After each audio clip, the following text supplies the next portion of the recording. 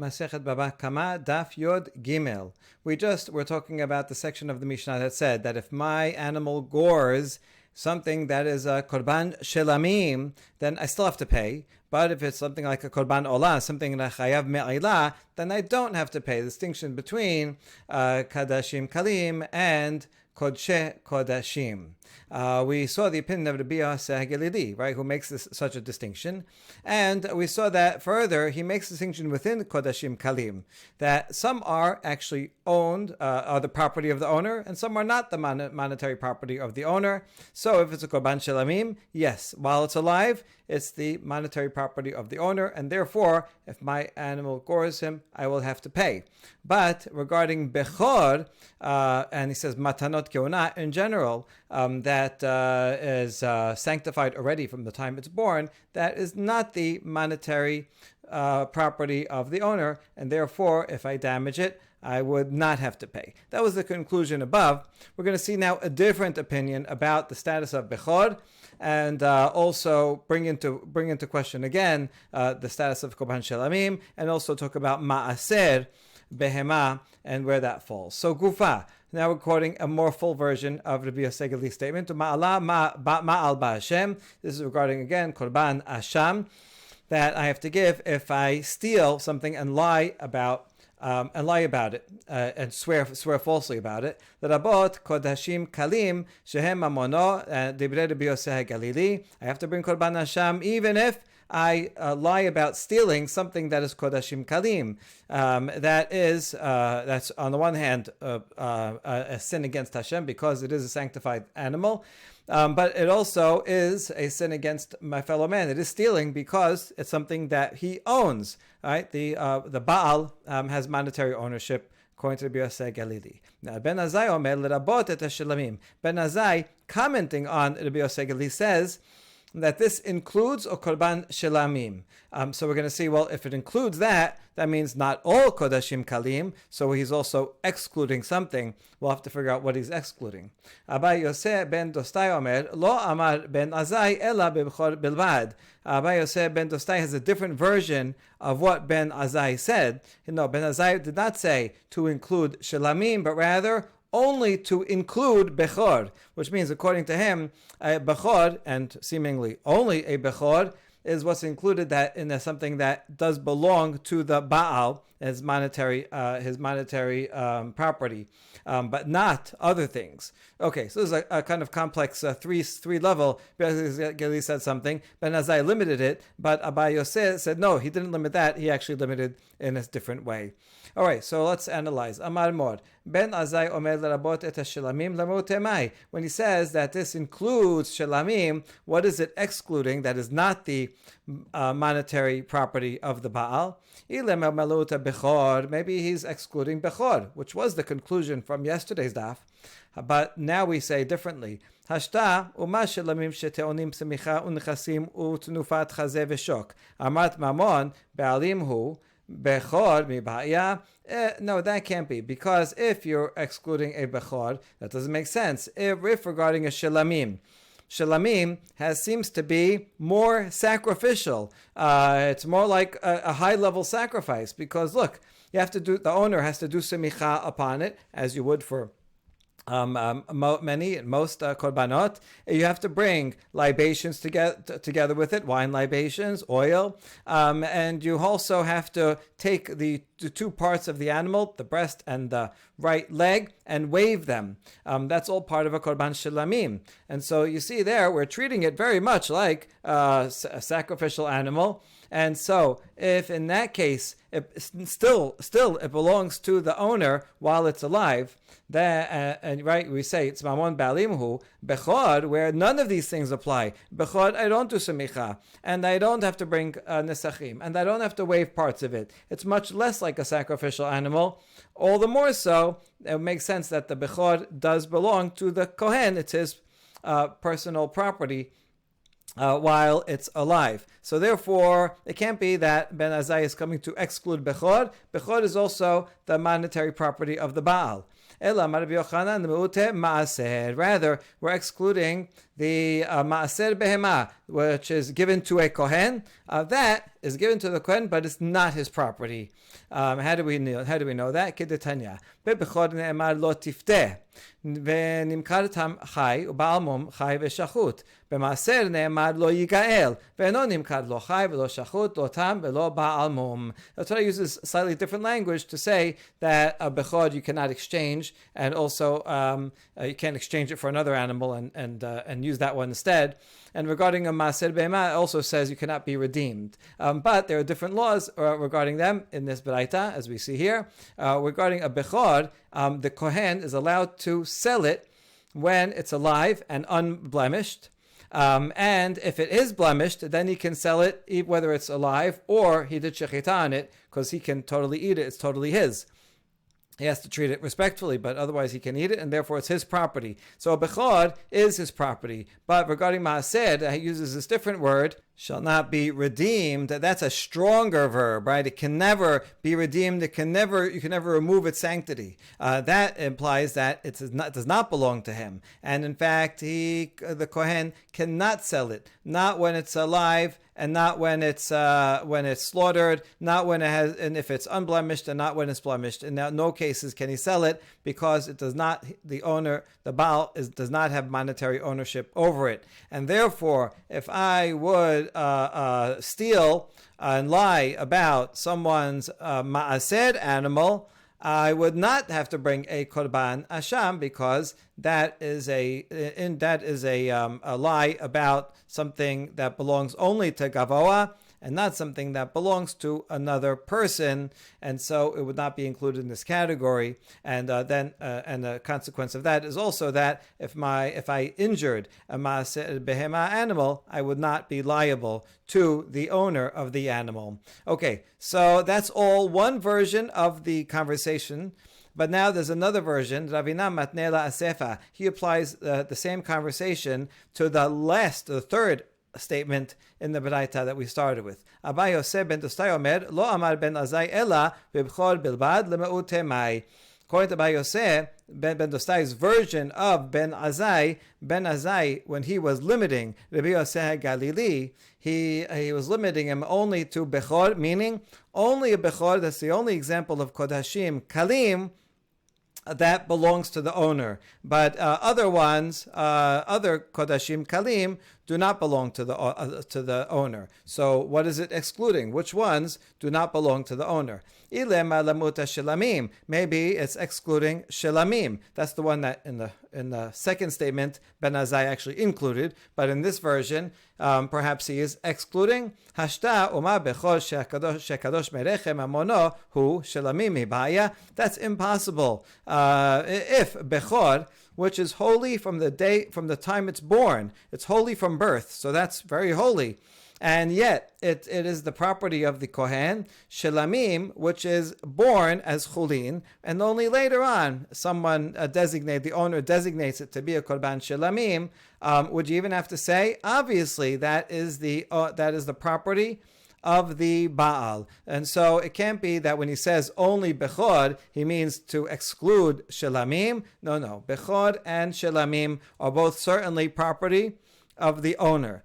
Amar Rabbi Yochanan lemute maaser, and here Rabbi Yochanan said about the last part, no, he's coming to exclude maaser. So both versions are in agreement regarding maaser, and quotes the same braita. Kedetanya bechor ne'emar lo tifter, ne'emar nimkar tam chai ba'al mum ve'chai ve'shachut, maaser ne'emar lo yigael, ve'no nimkar lo chai ve'lo shachut, lo tam ve'lo ba'al mum. Right, because here you see a bechor can be sold as long as it's alive, or if it's blemished. And maaser lo yigael, can never be redeemed, can never become his property, and therefore cannot be sold ever. In the end, both versions of this discussion have the same practical effect, which is that bechor and shelamim are the monetary property of the owner, and maaser behema is not the monetary property of the owner. It's just that they read it differently into either the second line or third line of the braita. But this last one we do end up having a problem with. Ha bechor bilbad ka'amar kashya. It really doesn't fit with Abba Yosef ben Dostai's words, because he said that Rabbi Yosef, that what Ben Azai said, that Rabbi Yosef Galili's rule applies only to Bechor, only Bechor, sounds like only Bechor and not Shelamim, and so this would be difficult to fit into it. But it seems that the goal of the discussion was to make sure to save Shelamim, and even though that reads better in the Ben Azai's version, I mean, it's very clear, he says Shelamim for sure, even though it's more difficult to read in the last, into the third statement of Abayose ben Dostai. And we don't answer how it could fit better. Now, there's a totally different understanding of that line in the Mishnah. Rava Amar, "Ma'ay nechasim she'en bahem me'ila," when the Mishnah said that I only have to pay damages to property that where me'ila does not apply. That didn't mean me'ila as opposed to kadashim kalim that I don't get me'ila for while it's alive. No, nechasim she'en bahem din me'ila umay ninhu dehejot. We're talking about property where they're not subject at all to me'ila. Not now, not later, not when it's alive, not when it's slaughtered. Nothing at all. And what does that refer to? Hedyot, ordinary, just chulin meat. That's where damages apply. But if it's holy at all, whether kadashim kalim or kodshe kadashim, the damages do not apply. So that's Rava's interpretation. But we ask about that. Doesn't fit the word so much. Ve'litne dehejot. Why does the Mishnah just say that damages apply when I damage? I'm liable when I damage a regular, ordinary individual's, an ordinary ox, and as opposed to anything holy. Kashya, you're right, that is difficult, and that's why in the earlier interpretation, we made a distinction between that me'ila and other types of kodashim. We now continue with another halacha that relates to a shelamim offering.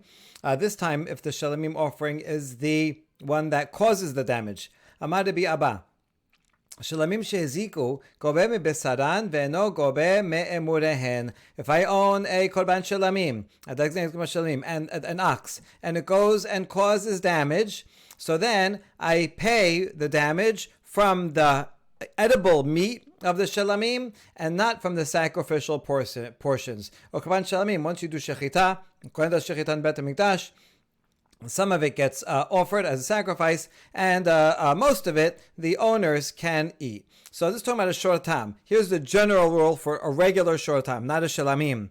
If I have a shortam that's worth 200 zuz, and it goes and causes damage, I have to pay for half of the damage. So if it goes and kills an animal that was worth also 200, so then I take 100 from my animal's worth, and I pay. Now, I only have to pay up to the value of my own animal. So if it kills your animal and your animal's worth 1,000, okay, well, the max I'm going to pay is 200 because that's what my animal is worth. If your animal's worth 300, I have to pay half, 150. So then I give you 150 from my animal, and the rest I can keep. But the amount is paid from the maximum of what the damaging animal is worth. So here's Rabbi Abba's chidush. When I'm paying you because my korban shelamim did damage to your animal, I pay half, and when we calculate that half, we exclude the part that is a sacrificial portion. So if the animal is worth $250 of it goes to the is burnt on the mizbeach, and 150 goes back to the ba'alim, is regular meat. It's not regular meat; it's kadashim kalim, but it goes back and can be eaten by the owners. So I only pay from the 150. Now we ask, Peshita emurin lagabo asalke. Isn't that obvious? The sacrificial portion is going to be offered up to God. So there's no way that I would be able to take that and use it to pay, either give it directly or sell it and then give it. There's no way I could do it. So the Rabbi Abba's law is obvious. La sricha legovevi besaran keneged emurin. No, what it's teaching here is regarding collecting from the meat portion corresponding to the sacrificial portion. In other words, if we have my animal that's worth 250 is sacrificial meat, 150 is not. And let's say it gored your animal that was worth 200, and so I owe you 100 altogether. Do I have to pay 100? Now, you might have thought, yes, that's what we thought originally, because there's 150 worth of edible meat. And no, but Rabbi Abba is teaching that this is what we don't do it like that. What we say is that this entire animal gored your animal. So my entire animal, equally, all the parts are responsible for doing it. So therefore, what's coming to you is actually half and half. 75 of edible meat and 25 of sacrificial portions. But you can't get the 25 sacrificial portions. Therefore, all I need to pay you is 75. Right? The other 25 you lose out. So not only am I paying you only half of your loss was 200. Well, mine is short time, so I only owe you half. And from that 100 I owe you, we remove the part that would be paid from the sacrificial portion, so that I only pay 75. That's what he's saying, that we do it proportionally. Okay, Aliba Deman. Now to be about who is he following in the following machloket. There is a machloket in the following complicated case. The case is a person A has an ox that pushed my ox into a pit. The pit is owned by person B. Now, who is responsible to pay? It's a machloket between the Rabbanan and Rabbi Natan. Rabbanan say, it was a short tam of person A. So person A has to pay. He's primarily responsible because he's the one that caused my ox to be pushed into the pit. So really, he's primarily responsible. Since it's a short tam, he pays half. Okay, I got half. Now, the owner of the pit, he is not responsible at all, according to Rabbanan, right? Even though I'm not getting my full amount, and if it was just a pit, there's no such thing as tam and mu'ad for a pit, and if it was only my animal that fell into his pit, he would have to pay the whole thing. But here, because it was primarily the fault of the ox that pushed my ox into the pit, therefore, the owner of the pit is off the hook totally. And so I only end up getting paid half from the owner of the ox, Mr. A. That's the opinion of Rabbanan. Only one person pays. Rabbi Natan, however, says, no, listen, the owner of the ox is primarily responsible, Mr. A. So he pays me. How much? It's a short time, so he only pays me half. Then, since he paid me half, I can go to the owner of the pit and say, listen, he only paid me half, and you are also responsible, so you have to fill in the rest. That is the opinion of Rabbi Natan. So let's see which one applies here. If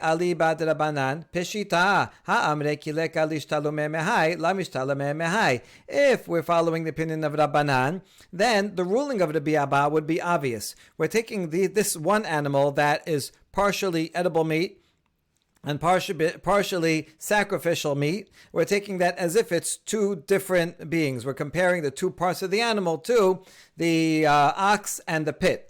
So they're like separately responsible. So if it's going to Rabbanan, this will be obvious. When one person doesn't have to pay, the other person doesn't have to pay either, right? When damage cannot be recovered from the owner of the ox, I also cannot go to the owner of the pit. That's it. I just lose out. And therefore, in this case also, we exclude the sacrificial part of the animal because that they don't have to pay. You can't collect. I can't collect from the sacrificial part, and therefore I can't make up the difference from the edible meat. And so, according to Rabbanan, this would be an obvious law, and Rabbi Abba wouldn't even have to say it. So it can't be Rabbi Abba was following Rabbanan. According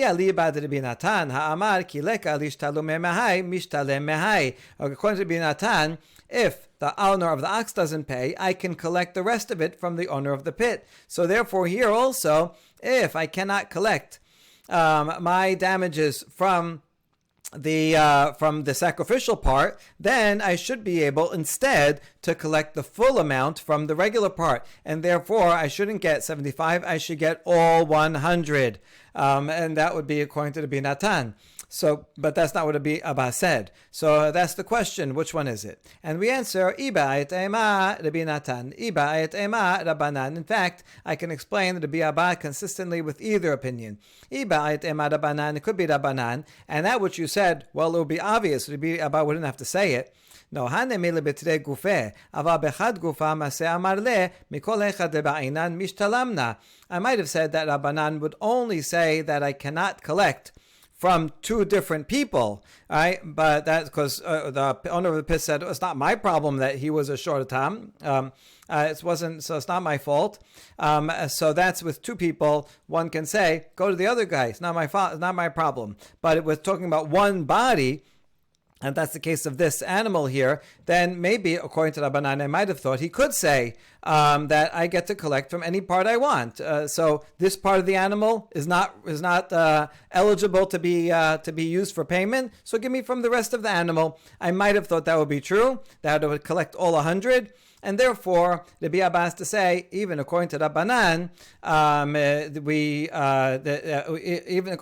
Rabbanan would even say, I cannot collect even when it's one body, and therefore we exclude the sacrificial part, and I can only collect the half from the meat part, which means I only get 75 and not 100. Hatam hu damar lebaal shor lebaal bor ana torai beberach ashkachte mai delet li ishtalome mehaich mishtalem na minach aval hacha mimase amar basar azik emorin la azik, or it could be in fact be Rabbanan, be Natan.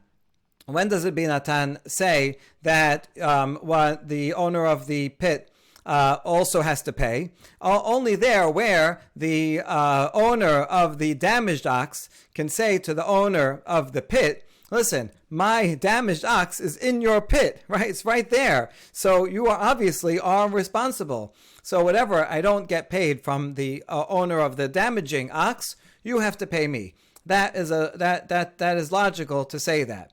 But here, can he say that, the edible meat caused damage, but the sacrificial meat did not cause damage? Obviously not. The injured party cannot make that claim. It's not like the sacrificial meat has separate liability, as if two parts of the animal were separate agents. In the case over here, the ox and the pit, in fact, do damage separately, so they're both independently responsible. So whatever one doesn't pay, the other one does have to pay. But here, we wouldn't say one part of the animal is independently responsible for the other from the other one. There's only one animal, and there's only one source of responsibility. So since there's only one source of responsibility, fine, that's me. I own the animal. I'll pay you. Now, how much am I going to pay? From the value of the animal, but $50 of the animal is sacrificial and therefore cannot be collected. So sorry, that is off limits. Therefore, you can only get paid proportionally from the rest of the animal. And now we have a similar application to a korban todah. Amarava,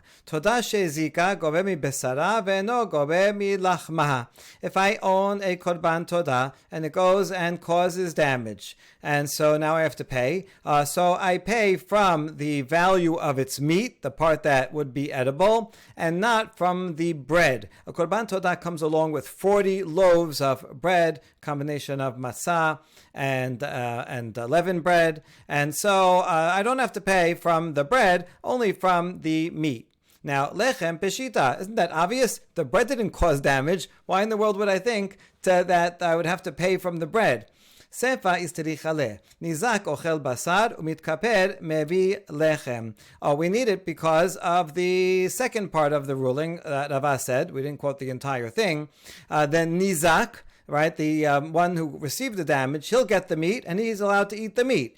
He has to eat it as a sacrifice, right? This is a kadashim kalim. Again, part of it will get offered, and that part is not going to go to anybody. But the edible meat that normally I would bring as the owner, I would eat as the owner, but I can also share it, and it just has to be in by someone who's tahor in the precincts of Jerusalem, according to all the laws, regular laws of kadashim kalim. So this I pay to the nizak, and therefore the nizak eats it as sacrificial meat, as kadashim kalim, and he can eat it all or share it with whoever he wants. So the nizak eats the meat, but the one who brings the offering, me, right? I brought the offering. I keep the bread, and I get to keep the bread. Now we ask, isn't that also obvious? Well, who else would eat the bread? I'm not going to give the bread over because the bread didn't do anything. So why would I think otherwise? I might have thought since bread is required as to facilitate the offering. In other words, in order for Korban Todah to be valid, you have to make sure that there are 40 loaves that will become sanctified at the time of the slaughter of the Korban Todah. And so you need one. You can't have one without the other. Since you can't have one without the other, the owner of the Korban Todah, that's me in this case, I can say to you, the nizak, wait a second, you're eating the meat and I'm eating the bread, right? I might have thought that if I'm not eating the meat, then the korban doesn't work, because we just said that the lechem and the basar have to go together. So I might have thought that if I'm eating the bread, and then you can't eat the meat, because I have to be able to eat both. So therefore, this comes to teach us that the giving of the bread is an obligation of the owner. But even if I'm not eating the meat, it doesn't matter. I still own the sacrifice, and I still get kapara. And so I'm getting kapara because I brought the animal, and I brought the bread also. And it doesn't matter if I'm giving away all the meat to you and you're eating the meat. Still, it's my korban, and the lechem therefore is valid. I get to eat the bread, and you get to eat the meat, and that's how that's what Rava was teaching us. That brings us to the next part of the Mishnah that says, Nechasim shehen shel bnei berit. I only have to pay damages if the damaged property belongs to a member of the covenant. Who is that excluding? Goy, it's excluding a non-Jew. Hakatani la lekaman. That would be obvious, because it's said explicitly in a Mishnah later on, where it says, Shor shel shanagach shor shel goy patur. If an ox owned by a Jew gores an ox owned by a non-Jew, he does not have to pay. It sounds like it's not fair. In fact, there's a whole story about this, that Roman officials come and check out the Talmudic law, and they say, hey, this law is not fair. So the rabbis were aware that this seems to not be fair, but there's some explanations for that. But anyway, so don't we know this already? Why you have to tell me it again? And the answer is Tana v'hadar mefaresh. You're right, it says it here in a general way, and later on, it expands upon it. So that's the way of the Mishnah. The Mishnah is not like the Torah, that it can't say something twice. You can have repetition in the Mishnah, and it's a good literary tool. First you say a general thing, here's a list of bullet points, and then later on in the Mishnah it expands upon them. Next case, Nechasim mihamiyuchadin. I'm only responsible if I cause damage to a unique property, assigned property, a private property. We have to figure out what this means. We're going to see about 4 different interpretations. So what would be excluded from this? That would be patur. Amar Rav Yehuda lemute ze omer shorecha hizik veze omer shorecha hizik. If the damaging ox is not clearly owned by one person, but rather there's 2 oxen around, we see something was damaged, and there's 2 oxen that could have done it, owned by 2 different people. And one person A says, no, your ox did it. Person B says, your ox did it. So the victim cannot collect from either one, because he can't prove that it was one or the other. If, however, both oxen were owned by the same person, well, then it doesn't really matter which ox did it. It was owned by one person. So it means that the damage has to be done by an ox or oxen that are owned by one particular person that we know is responsible. So that's the first understanding. Now to this we say, Hatane lekaman. This is said explicitly in a later Mishnah. The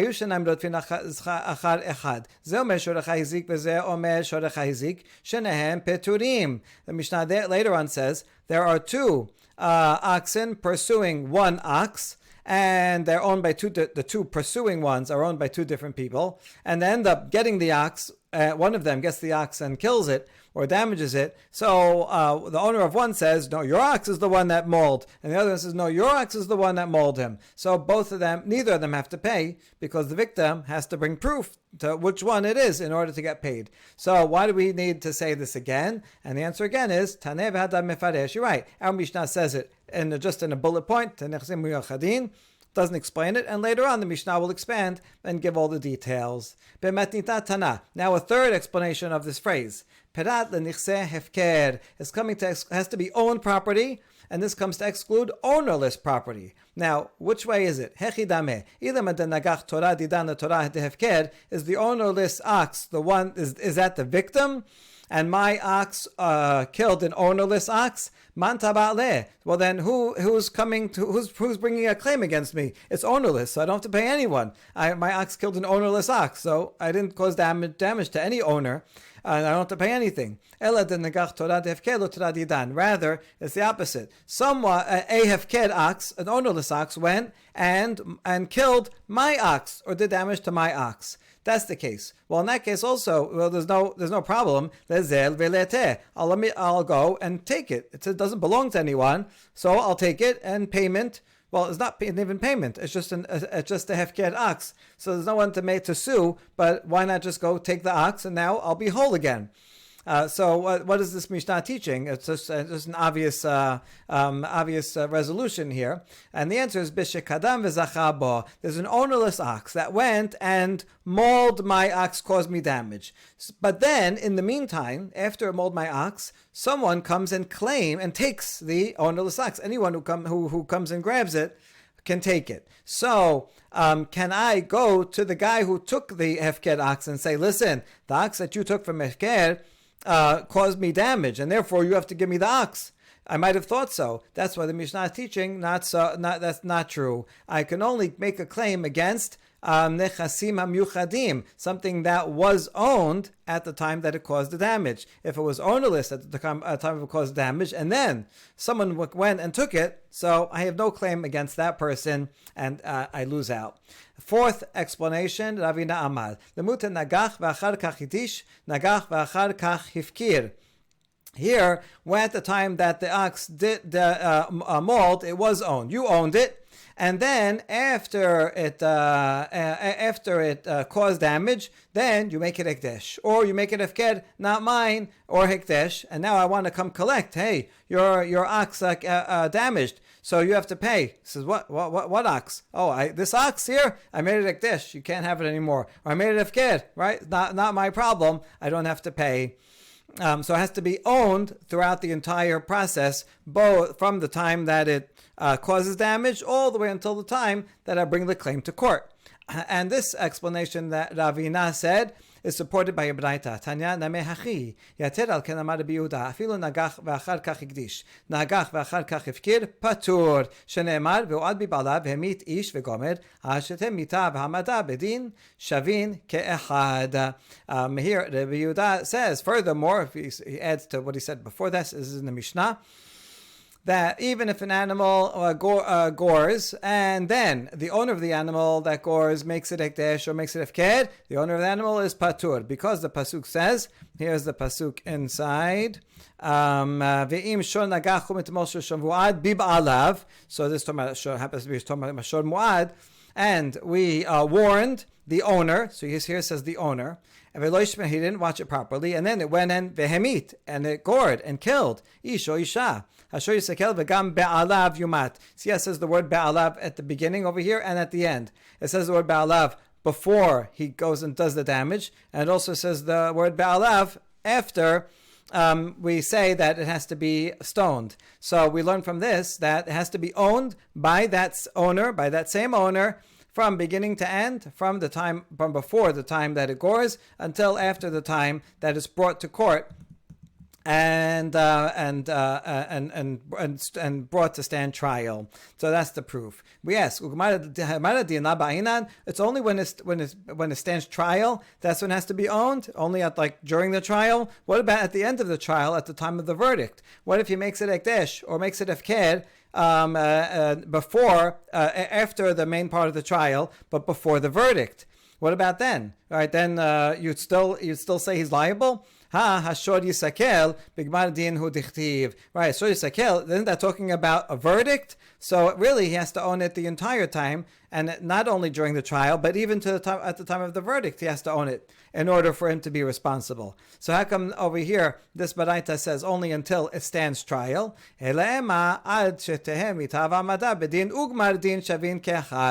Rather, in fact, let's add that to the braita. It has to be that it's the death of the victim, the time that it does the injury, and the time it stands trial, and the verdict, all has to be under the same ownership. But if he makes it hefked or hekdesh at any time during before the very end of the process, then he will not be liable. And the next part of the Mishnah says, Chutz mirshut hamiyuchedet lamazik. One is liable in all places except for a domain that is unique to the mazik, meaning the mazik's property. What does that mean? Damar le torach b'shuti my ba'eh. I'm on my property. I have my oxen on my property.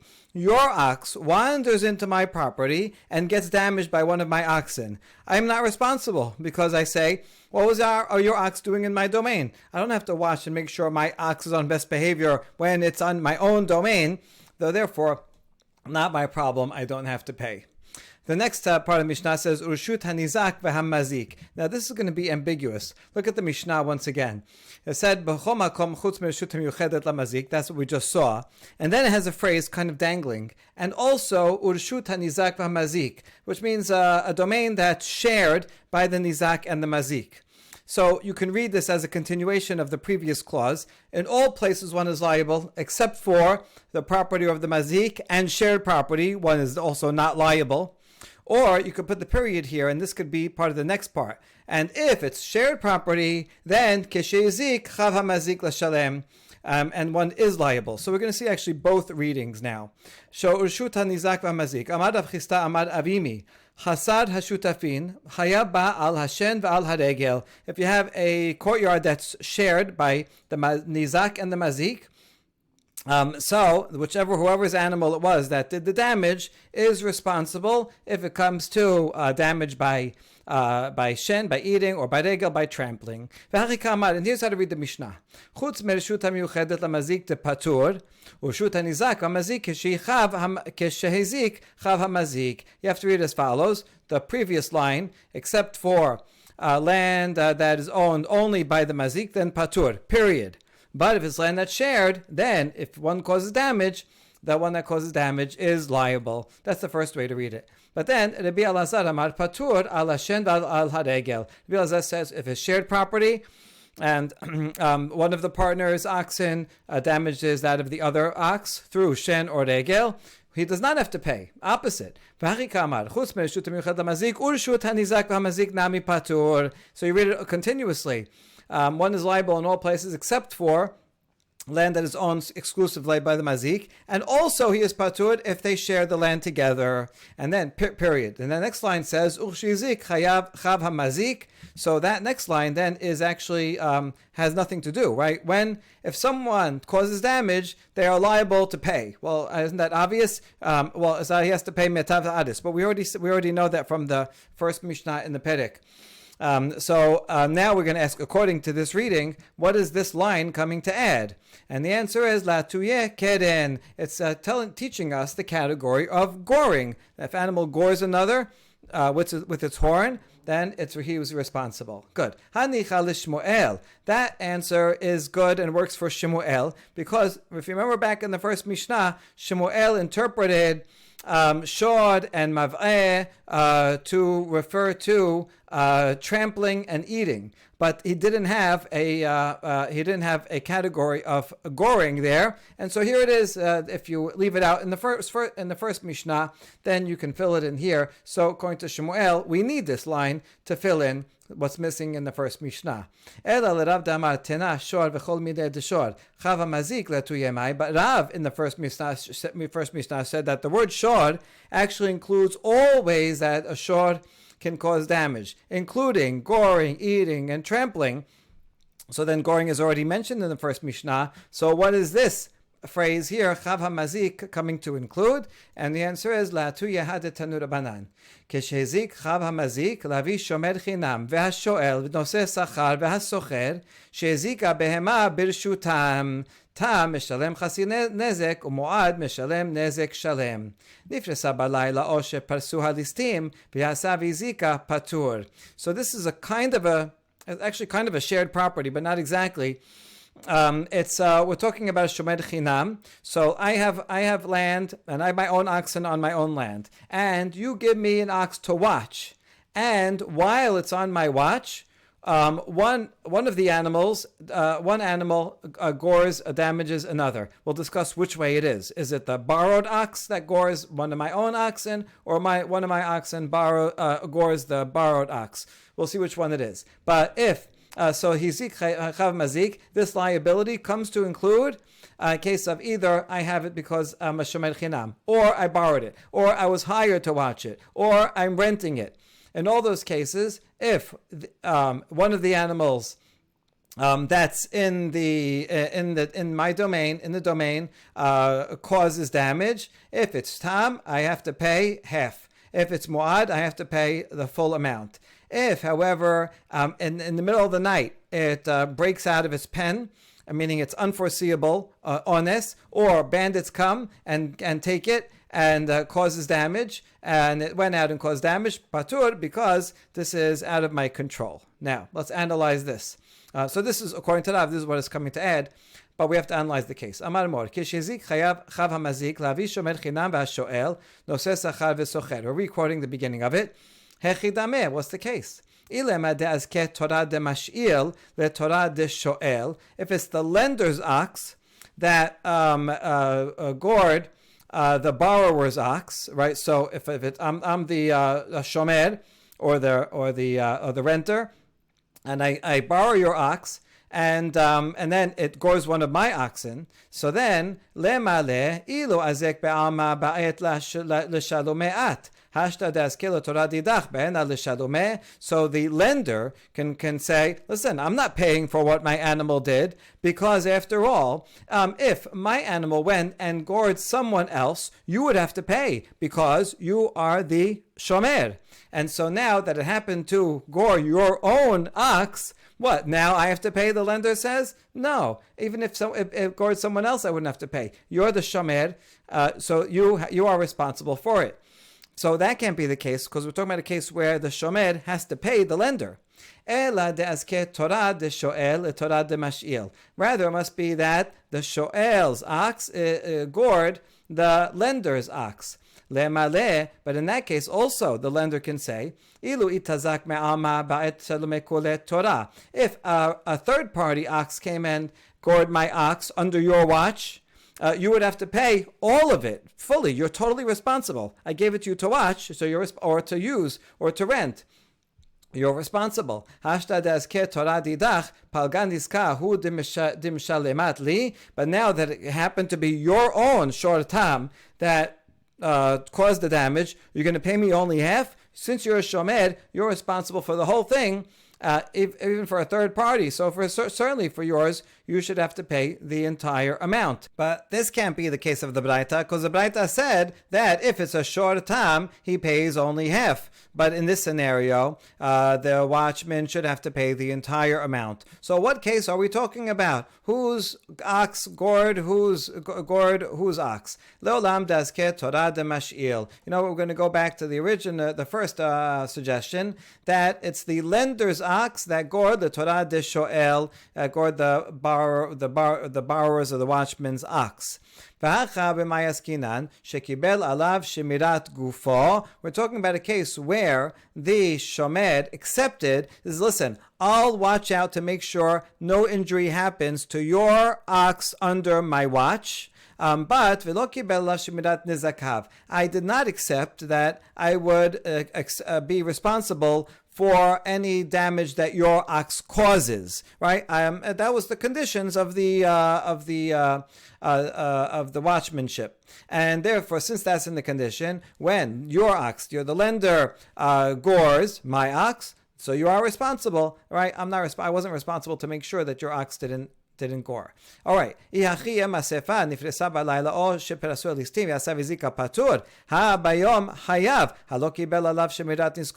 second, but that can't work with the continuation of the Braita that says, if at night it broke out, or thieves broke it out and it went, and your ox went and caused damage, patur. We can infer from that if it was daytime, in the daytime, I'm up and I should be watching to make sure that something like that doesn't happen. I would be liable. Well, how can I be liable for your ox goring, causing damage, if I didn't accept responsibility for damage that your ox causes? So it can't be that case. So we answer, it is in fact that case. The Resha is that case. But then the Resha is a case where the Shomer says, I'm not responsible for if yours causes damage. Period. And then the continuation of the Braita says, Hachikamad, im kibelav shemirat nizakav chayav. But if he did accept responsibility, then the Shomer would be chayav. And then it goes on and gives a subcase, nifresa balayla or peshe parsu al distim ve'asav ezika patur. If it was at night, when it was honest, beyond his control, he can't be watching it day and night. Then he's patur, but during the day, if he accepted responsibility, he would be hayav. Okay, so that is that works as the case that the Sparaita is talking about. Baruch Adonai Leolam, Amen ve'amen.